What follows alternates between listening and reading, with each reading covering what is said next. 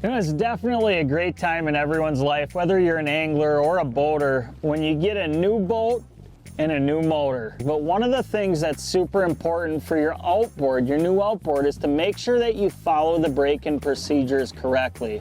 That'll just ensure that as you keep that boat and motor for extended years, that everything's running as good as that it possibly can.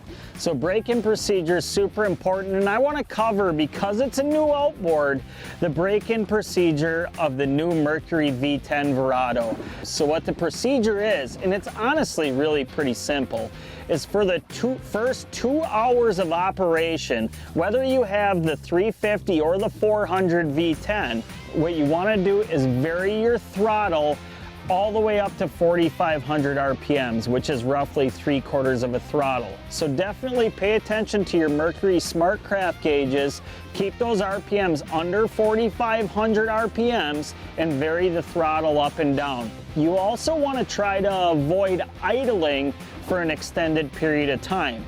Now, after those 2 hours on your outboard occur, for the next 8 hours, what you want to make sure that you don't do is run too much wide open throttle for an extended period of time. Basically what they say is over 5 straight minutes in length. So what you want to do to make sure that these V10s are performing as well as they can and as long as they possibly can, you have some guidelines in the first 10 hours. Basically, first 2 up to 4,500 RPMs, next 8, so all the way up to 10 hours, don't hold the thing wide open too much.